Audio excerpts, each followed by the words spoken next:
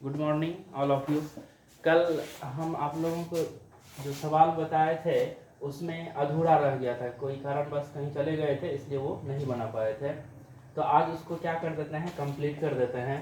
तो कल जो था सवाल उसमें बोले थे जो 10 है उसको साइन और कॉस में कन्वर्ट कर लीजिएगा।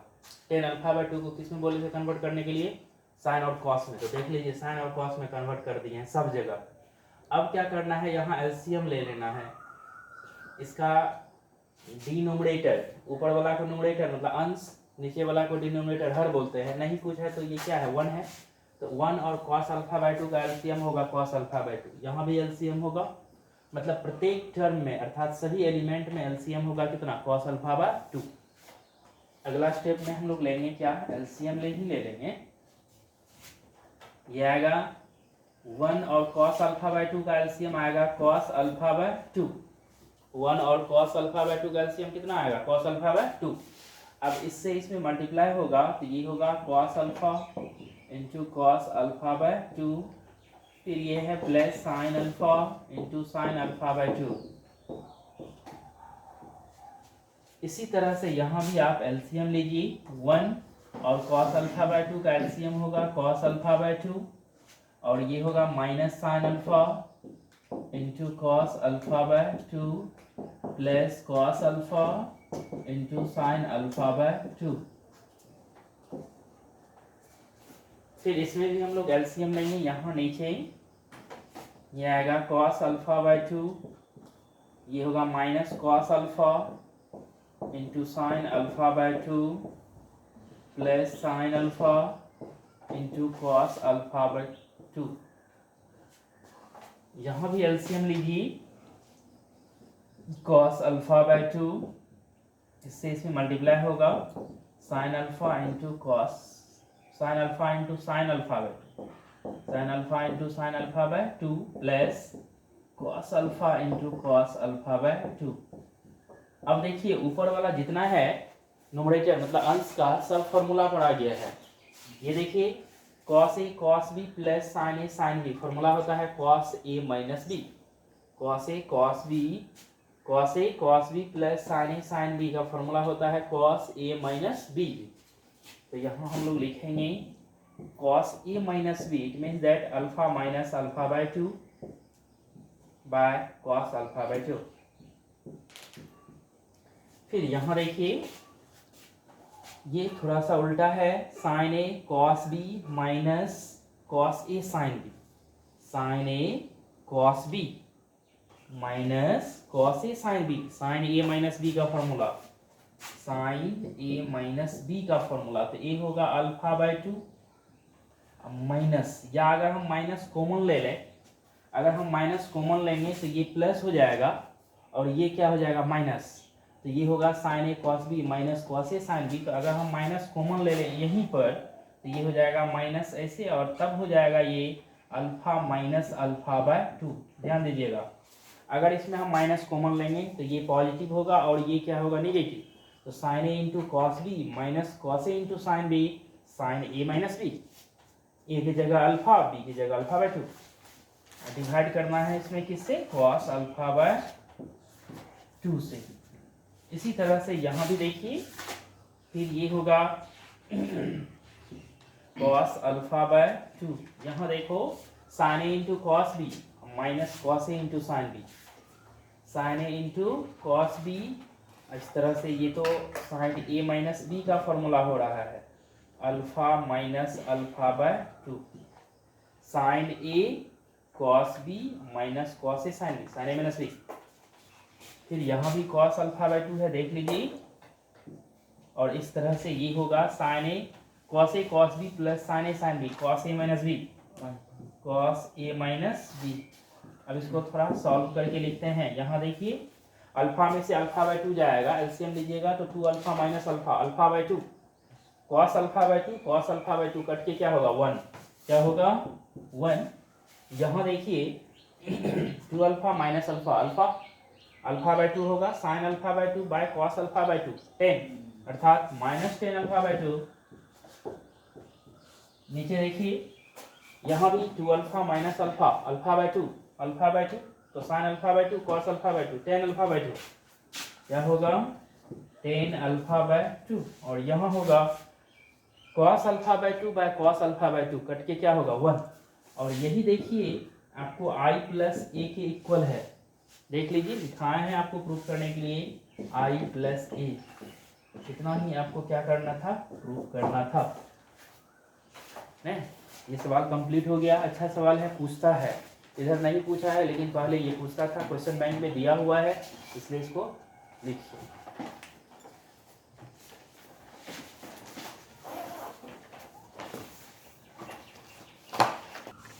ये 18 नंबर का क्वेश्चन कंप्लीट हो गया। 19 नंबर ये भी क्वेश्चन अच्छा है। कह रहा है किसी व्यापार संघ के पास 30,000 रुपयों का कोष है। व्यापार संघ के पास मतलब कोई व्यापारी करता है, उसके पास टोटल अमाउंट या टोटल रुपीज कितना है 30,000।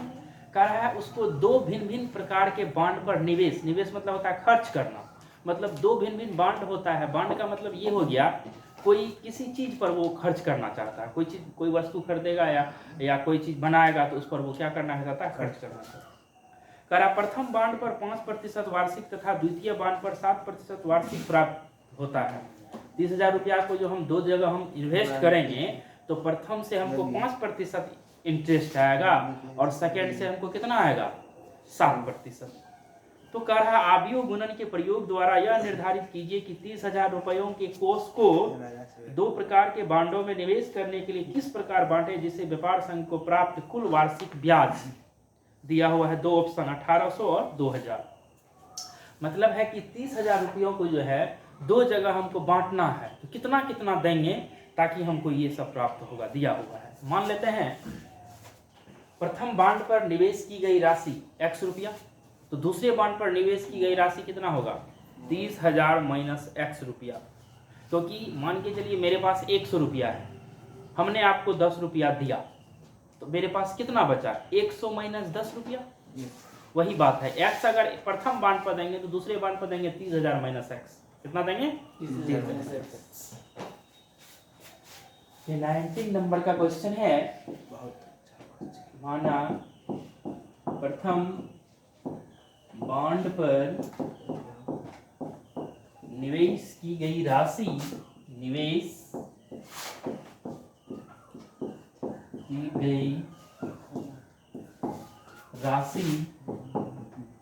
इज इक्वल टू x रुपया तथा दूसरे बॉन्ड पर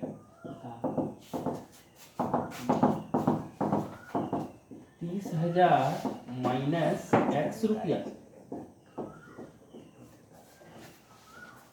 इसको आव्यूह में, क्योंकि आव्यूह के गुणन द्वारा कह रहा है, इसको मैट्रिक्स में कन्वर्ट कर लेते हैं, लेट कर लेते हैं। a equal to x 30,000 minus x।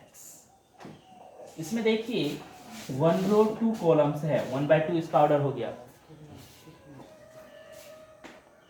And दिया है क्वेश्चन में ही दिया हुआ है प्रथम बॉन्ड पर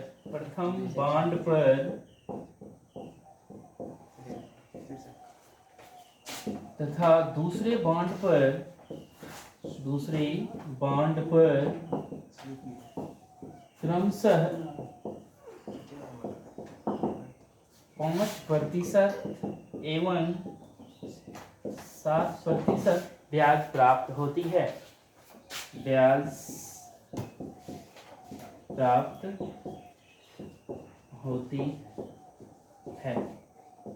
इसको भी आव्यूह में कन्वर्ट करेंगे मैट्रिक्स में।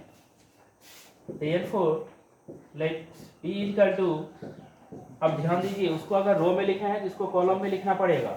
5% है 5/100, 7/100।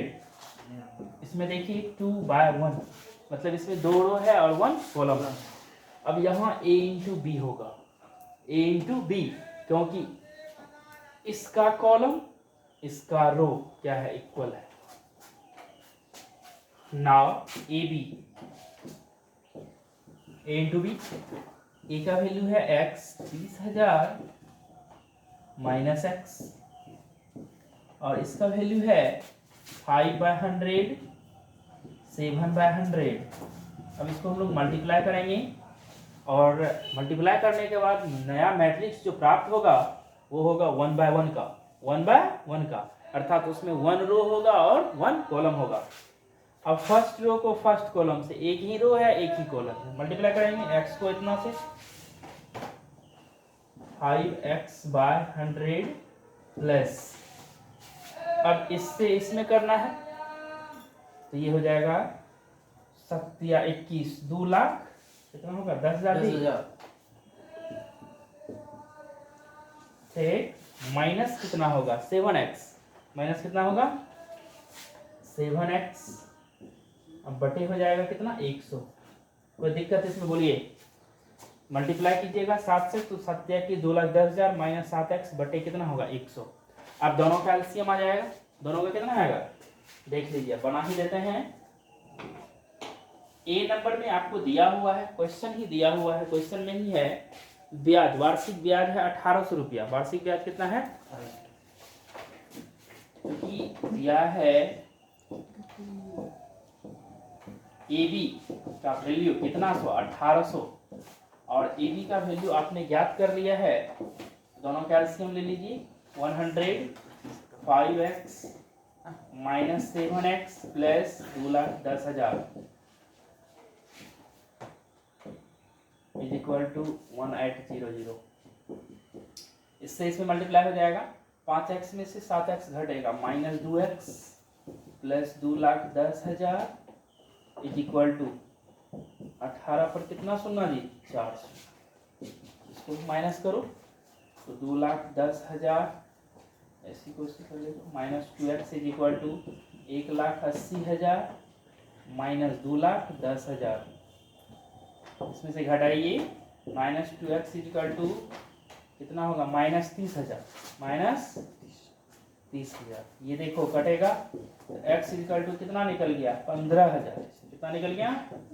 इसका मतलब ये हुआ, अर्थात प्रथम बॉन्ड पर निवेश की गई राशि 15,000 रुपया तथा दूसरे बॉन्ड पर निवेश की गई राशि 30,000 माइनस 15,000 इज इक्वल टू 15,000 रुपया मात्र। यही आपका क्या हो जाएगा फाइनल आंसर, लिखिए।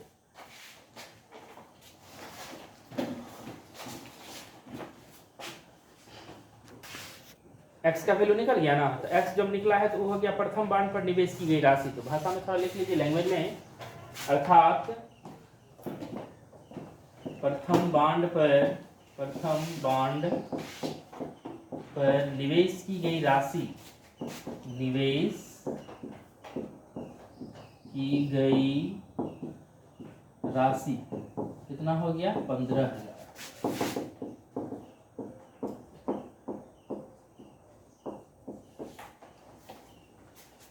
हाँ, दूसरे बॉन्ड पर निवेश की गई राशि 30,000 माइनस 15,000, 15,000।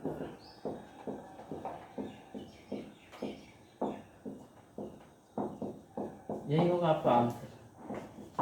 ये सवाल आपका कंप्लीट हो गया।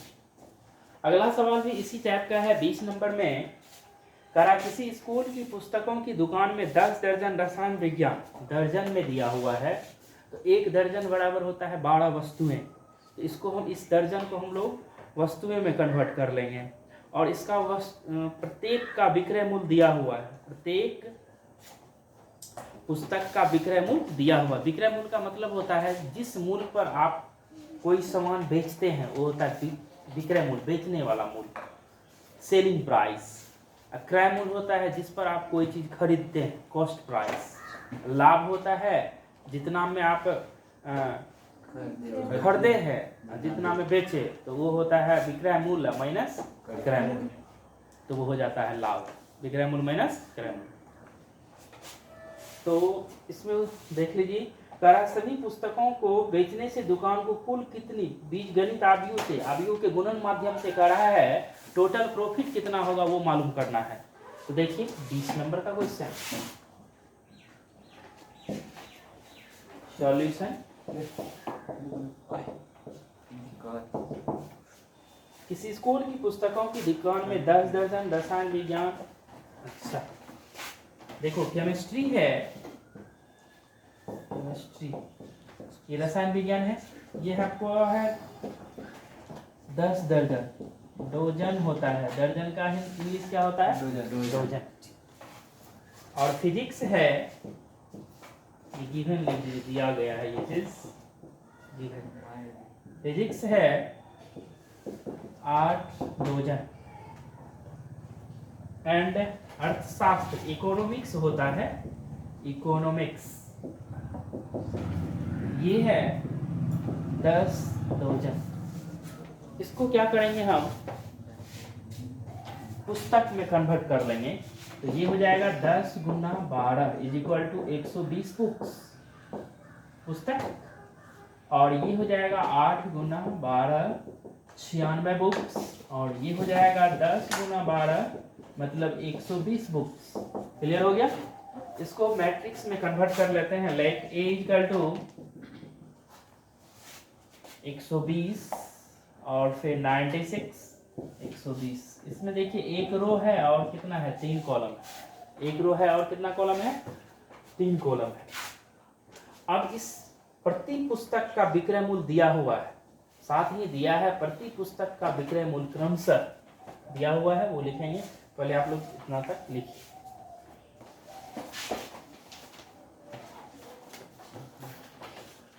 सेलिंग प्राइस आपको दिया हुआ है, साथ ही दिया है प्रत्येक पुस्तक का विक्रय मूल्य क्रमशः, इसी में साथ ही दिया है प्रत्येक पुस्तक का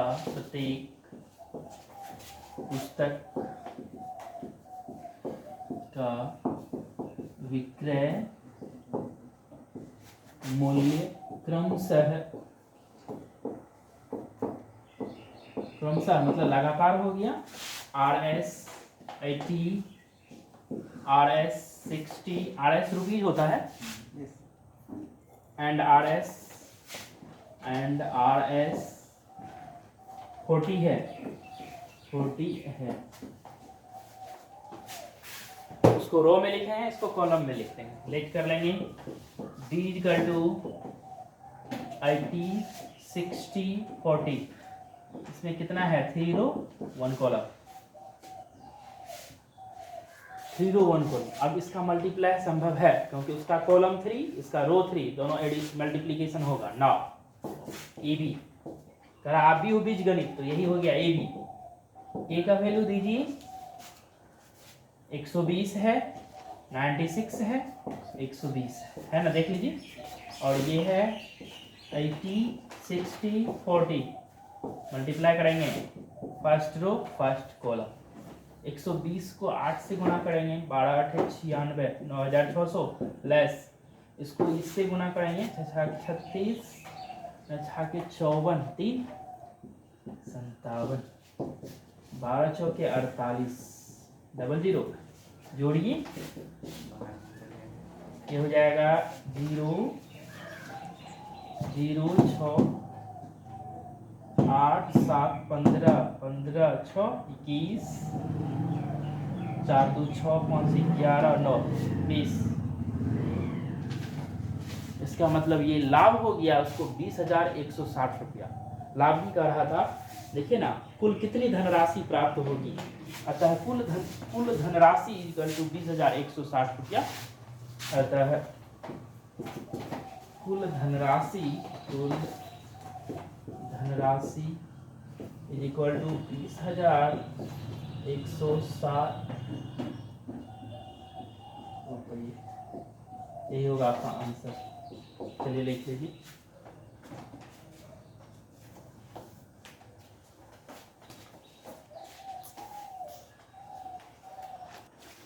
ये जो देख रहे हैं 21 और 22 अच्छा ऑब्जेक्टिव है। 21 और 22 ऑब्जेक्टिव बनाने के लिए पहले यहाँ कुछ दिया हुआ है ऊपर, देखिए बुक में।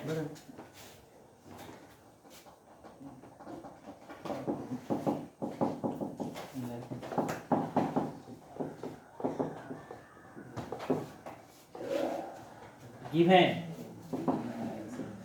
x की कोटि, सबकी कोटि दिया हुआ है, x y z w and p, ये मैट्रिक्स है और सबका ऑर्डर दिया हुआ है। x की कोटि, x एक आव्यूह है और इसका कोटि दिया हुआ है 2/n, और y की कोटि दिया हुआ है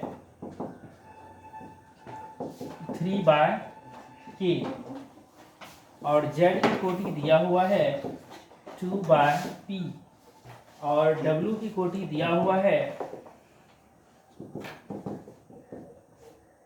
n/3, एंड p की कोटि दिया हुआ है p/k। इसको ध्यान में रखते हुए 21 और 22 नंबर को सॉल्व करना है, ऑब्जेक्टिव है। अब 21 नंबर देखिए क्या दिया हुआ है, py plus wy, py plus wy को परिभाषित होने के लिए n के तथा p पर क्या प्रतिबंध होगा, मतलब to find the condition between n, p and k for defined py plus wy। हम आपको पढ़ाए हैं दो मैट्रिक्स का अगर एडिशन संभव होता है तो दोनों का ऑर्डर क्या होता है, सेम। यहाँ बीच में प्लस है, इसका मतलब py का जो ऑर्डर होगा वही किसका ऑर्डर होगा, wy का। py की कोटि इक्वल टू, इसको लिखते हैं हम py प्लस wy के लिए प्लस है, तो py की कोटि इज इक्वल टू होगा wy की कोटि। अब आखिर py की कोटि क्या होगा, यहां से हम लोग निकालेंगे py की कोटि। यहां देखिए py की कोटि कैसे निकालते हैं, थोड़ा समझ लीजिएगा। py की कोटि, p का ऑर्डर दिया हुआ है p/k, और y का ऑर्डर दिया हुआ है 3/k। तो जब py अगर डिफाइंड होती है तो py का जो ऑर्डर हो, ये ऑर्डर होगा py का ऑर्डर, ये हो जाएगा, ये तो दोनों समाप्त हो जाएगा, क्योंकि ये अगर मल्टीप्लाई में है तो इसका कॉलम इसका रो क्या होगा, इक्वल होगा। इसका कॉलम इसका रो क्या होगा, इक्वल। तो एक कंडीशन आ गया k इक्वल टू 3, और इसका ऑर्डर हो जाएगा p/k। इसका ऑर्डर क्या हो जाएगा, p/k is equal to wy की कोटि, ये हो गया 4py। अब लिखेंगे एंड 4wy। तो w की कोटि देखिए क्या है, n/3 है, और फिर y की कोटि देखो क्या है, 3/k है। ये भी समाप्त हो जाएगा क्योंकि दोनों सेम है। इसका कॉलम इसका रो इक्वल, इसका ऑर्डर हो जाएगा n/k। तो ये क्लियर हो गया है p equal to n, k equal to K तो होगा p इक्वल टू n। कोई दिक्कत? अब फिर थोड़ा सा यहाँ है क्या, ये py के लिए ये देखो k इक्वल टू क्या होना चाहिए, 3, क्योंकि अगर p को y से मल्टीप्लाई कीजिएगा तो इसका कॉलम और इसका रो क्या होना चाहिए, इक्वल। इसका कॉलम और इसका रो इक्वल। हम लिखते हैं and py is defined, therefore ये क्या, k इक्वल टू 3, यही आपका आंसर होगा, k equal to 3, p equal to n। देख लीजिए ऑप्शन कितना है।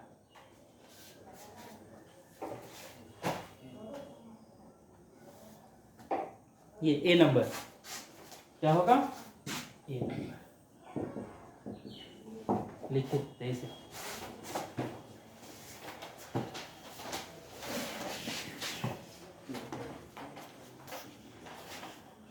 लास्ट ऑब्जेक्टिव देखो क्या है, 22 नंबर। ये चैप्टर का अंतिम क्वेश्चन भी है।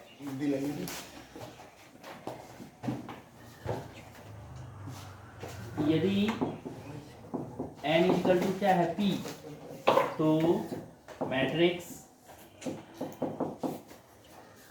7x माइनस 5z की कोटि है। एक बात ध्यान दीजिएगा, n equal to p condition है तो कह रहा है 7x माइनस 5z की कोटि कितनी होगी। चूंकि x की कोटि कितना है, x की कोटि है 2/n। एक बात समझिएगा, x की कोटि है 2/n, x एक मैट्रिक्स है, इसमें किसी स्केलर से अगर हम मल्टीप्लाई कर भी देंगे ना तो इसके ऑर्डर में कोई चेंजिंग नहीं होता है। कोई भी मैट्रिक्स लीजिए उसमें स्केलर से मतलब 2 3 4 5 कांस्टेंट से मल्टीप्लाई कीजिए, उसके ऑर्डर में कोई चेंजिंग नहीं होगा। तो अगर हम इसमें 7x भी लिख दें इसका ऑर्डर यही होगा 2/n। एंड z की कोटि है, z की कोटि ये आपके बुक में दिया हुआ है, ये x की कोटि z की कोटि, z की कोटि है 2/p। z की कोटि क्या है 2/p। तो जब 2/p है तो 5z की भी कोटि तो वही ना होगा जी 2/p। एक बात ध्यान दीजिएगा, अब यहाँ का रहा है 7x - 5z, तो दो आदियों का अगर माइनस होता है तो दोनों का ऑर्डर सेम। इसका मतलब इसका ऑर्डर अगर 2/n है तो इसका भी ऑर्डर 2/n ही होगा, या इसका ऑर्डर 2/p है तो इसका भी ऑर्डर क्या होगा 2/p ही होगा। इसलिए कंडीशन दिया हुआ है n = p, n = p। तो अगर हम p की जगह n दे दें तो ऑर्डर क्या हो जाएगा 2/n और 2/n। इसका दो आंसर हो सकता है, एक हो सकता है 2/n और दूसरा हो सकता है 2/p। तो देख लीजिए आपके बुक में क्या आंसर दिया है, 2/n लिया है। क्या लिया है तो यहाँ आप पुट कर दीजिए, पुट p = n, ये दिया हुआ है। इस स्थिति में 5z की कोटि हो जाएगा 2/n, अर्थात ये 7x - 5z की कोटि = 2/n। ये आंसर नंबर कितना हो जाएगा, ये आंसर हो गया बी नंबर। ये आंसर क्या हो गया बी नंबर। इस चैप्टर का टोटल प्रॉब्लम सॉल्व हो गया। अगला चैप्टर का हम थ्योरी पढ़ा दिए हैं, अब एक ही टॉपिक इसमें पढ़ाने के लिए है हमको इन्वर्सेबल मैट्रिक्स, इन्वर्सेबल मैट्रिक्स। तो इसका प्रॉब्लम सॉल्व कीजिएगा, जो मेन क्वेश्चन था वो हम सॉल्व कर दिए हैं। आगे चैप्टर का भी आप लोग बनाइएगा, जो परेशानी होगी उसका भी हम ऐसे ही बना के वीडियो डाल देंगे। अगर आप लोगों को पढ़ाई समझ में आता है या तो आप लोग थोड़ा सा इस वीडियो को शेयर भी कीजिएगा, ताकि घर बैठे जो आपके दोस्त हैं वो पढ़े और फिर ये आगे तैयारी करने में उसको सुविधा होगी। धन्यवाद।